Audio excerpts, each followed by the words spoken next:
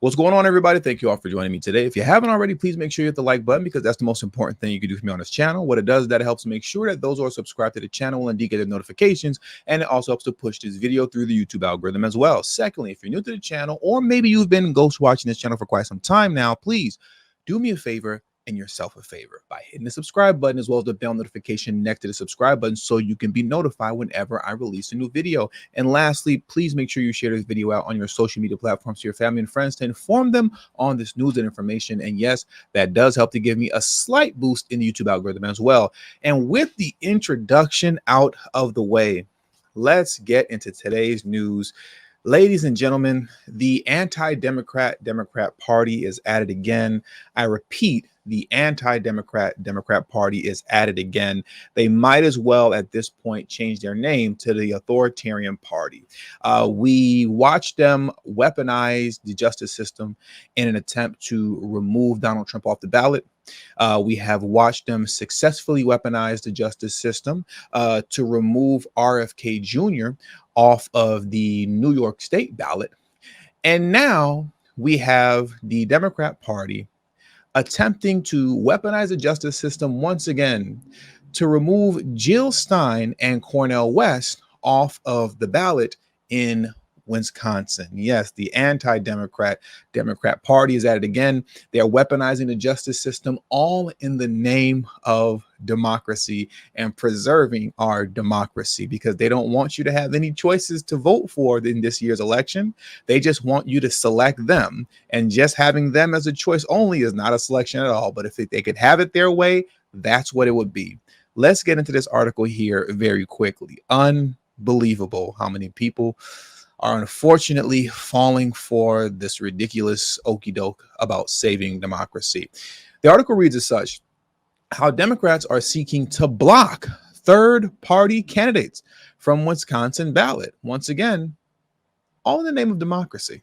Democrats are seeking to bar two third-party candidates from Wisconsin ballots with the latest challenge filed last week against the Green Party. Here's what we know about the challenges. Democrats are challenging the candidacy of Jill Stein and Cornel West. Now, remember, once again, they were successful in New York against RFK Jr. We'll see how this plays out moving forward, but let's get into the information. The most recent challenge filed this week seeks to bar the Green Party from placing presidential candidate on Wisconsin's November 5th ballot, arguing the party has failed to comply with the state's election laws. In particular, and as set forth in this complaint, the Wisconsin Green Party is legally foreclosed under Wisconsin law from nominating any presidential electors, and therefore cannot field candidates for president and vice president who are eligible to appear on the ballot, the complaint argues. Stein, Jill Stein was last on the ballot in Wisconsin in 2016. West is running with Melina Abdullah, representing the Justice for All Party. The complaint against West and Abdullah, filed earlier this month, argues their declaration of candidacy were not properly filed. The Wisconsin Elections Commission's next meeting is set for August 27th.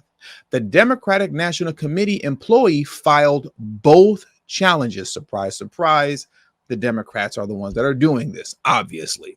Milwaukee residents David Strange filed both complaints as an individual and also in his capacity as the DNC's Deputy Operations Director for Wisconsin. The Green Party was approved for Wisconsin ballot access earlier this year. For those of you who didn't know, the Elections Commission approved a request in February to allow Green Party candidates to appear on the 2024 election ballots. In 2020, the Wisconsin Supreme Court kept Green Party presidential candidates Howie Hawkins and running mate Angela Walker off the ballot, upholding a deadlocked elections commission which could not agree on whether to put the candidates on the ballot because of improper paperwork. The Democrats are always up to no good, but the complaint notes the party has not registered state-level candidates or elected officials, meaning it cannot nominate 10 presidential electors under the requirements of state law. Stein, I have this Jill Stein, received more than 30,000 votes in Wisconsin's 2016 election. Republican former president, then candidate Donald Trump, won Wisconsin by about 23,000 votes in 2016. Stein picked up more than 31,000 votes in Wisconsin in 2016.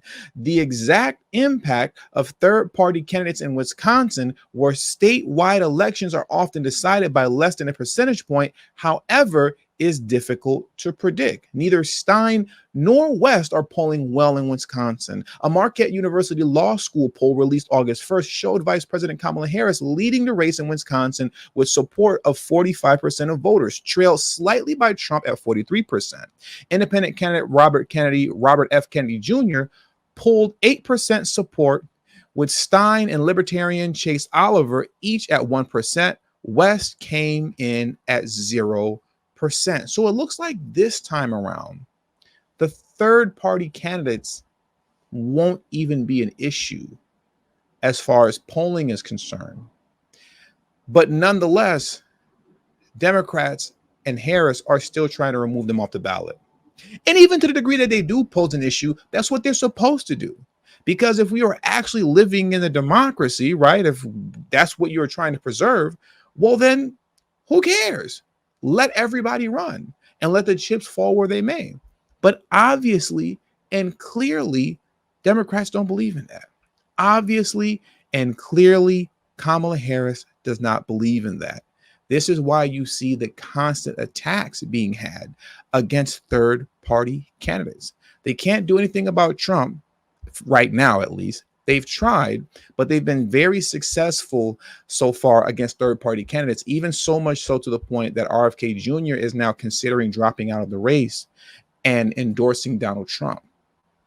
That's what's happening at this moment right now. I did a video about that earlier. I'll leave the link in the description box below, right? But they've been successful in this.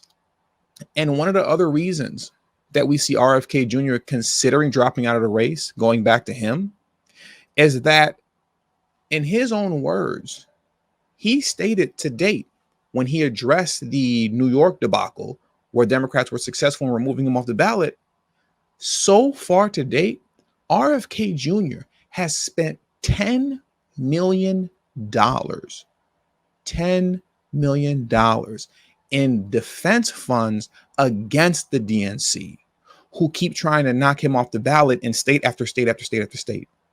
It's not the RNC chasing RFK Jr. around trying to knock him off every ballot, state after state after state after state. It's the Democrats. It's not the RNC that's running around trying to knock off Jill Stein and Cornel West off the ballot, state after state after state after state, forcing them to go in the limited funds that they have, limited campaign funds that they have, in order to fight these battles. RFK Jr., I think we would all assume, is a little bit more well-off than most, right? And has clearly a lot more support than most. So to some degree, he has the money to fight it, but it's clearly taking a toll on his campaign. When you're talking about Jill Stein and Cornel West, forget about it. And anybody outside of those reputable names, you don't stand a chance. So once again, here we are with the anti-democratic party doing what they do the best and doing what they do the most, which is conduct themselves as authoritarians. And with all that being said, that does it for today's news. I want to thank you all for joining me today.